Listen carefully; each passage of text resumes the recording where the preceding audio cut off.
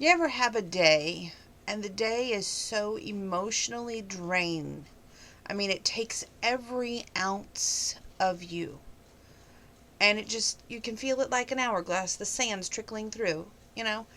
Anyway, that's how this day started off for me. It started off that I heard the sawing of a tree, and I thought, oh, the Mattoon Street Department has actually decided to go ahead, take care of the medium sized tree, and get it done. Wrong. They decided to go ahead and take care of another tree, plus the tree that they were supposed to take care of. I guess both trees were on the docket for 2 years ago, and they just now got around to it. Doesn't that make you wonder what they've been doing all this time? That there's an actual docket or list that they have to go back and redo?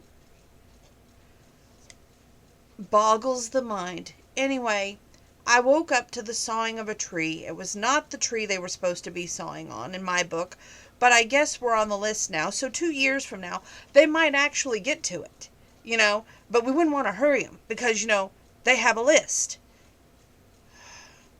So then I decided I'm going to get up because really I've been laying there since 8:30, not getting any rest. Grandpa's been up and down and watching TV, bugging the heck out of me.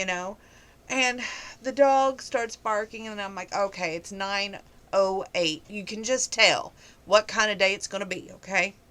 Decide to get up then. I get up. I check my POF. And this nice guy, not so much on looks, but seemed to be a nice guy from Bethany, messaged me, and he had told me he was out of a recent long-term relationship and was looking to start another long-term relationship. And he may been a good candidate. Let me put it that way.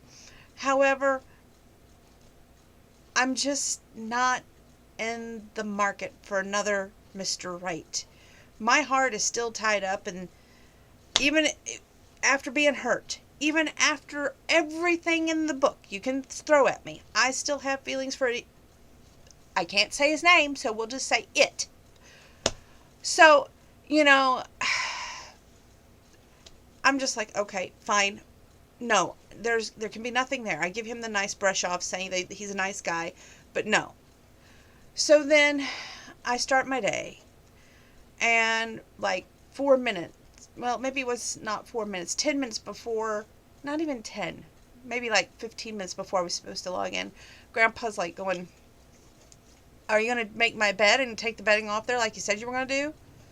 Strip his bed, put all the stuff in the laundry, start the laundry, come in here, sit down, put my little headset on, I'm doing my job.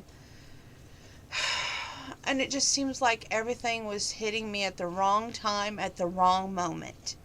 My mom had came to visit and everything, and that was over with while I was working. I still didn't get any pictures of this dress that I want to sell. Number two and I, who are friends, he now works at a car dealership, and he's sending me a free car wash, which thank you for that if you watch this.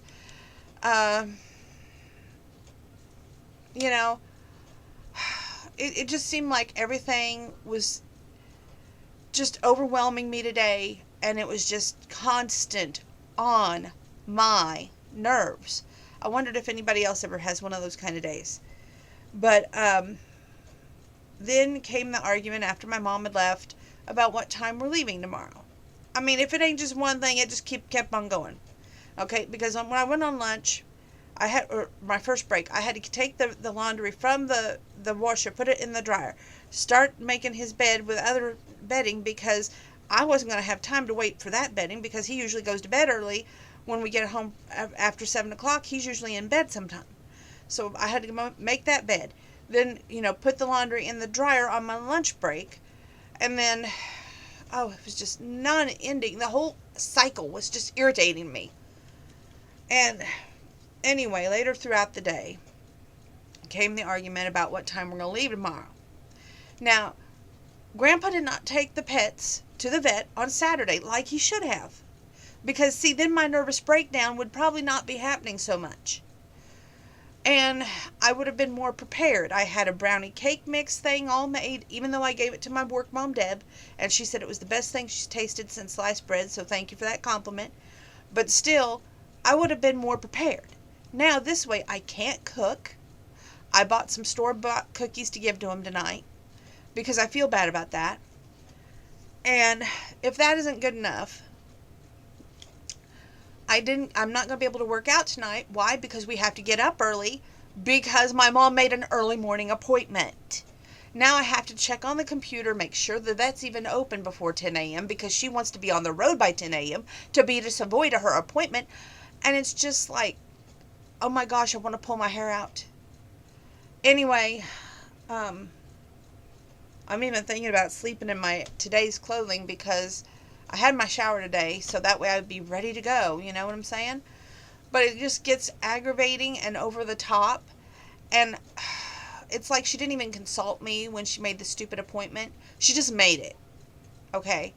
At least with Grandpa, I always make sure he makes afternoon appointments for a lot of reasons. A, we want to make sure he gets his meals on wheels. B, we want to make sure that it works out with everybody's schedule. And it just seems like nothing is working out with anything. It's just not in my plan right now. And it's got to improve. I'm a structural person, okay? It's just the way I work. Everything has to fall into place. And if it doesn't, then my whole day is upset.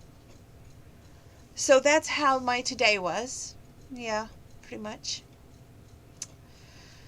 And if you're wondering, that is Winnie the Pooh with some bees on there. Anyway, I'm in one of my moods, kids. It's got to get better. This life I keep saying that, but at some point it does have to improve. And I called the bank today, and St. Jude was quick to take their donation that I donated to them. But I know that went to a good cause, right? I mean, that's what we hope so anyway. Anyway, I'm going to go ahead and try and sing you a song. Don't go anywhere. I need to relieve my stress somehow. I can't work out tonight, so I feel so strapped in, like everything is just not going my way. So, stay tuned.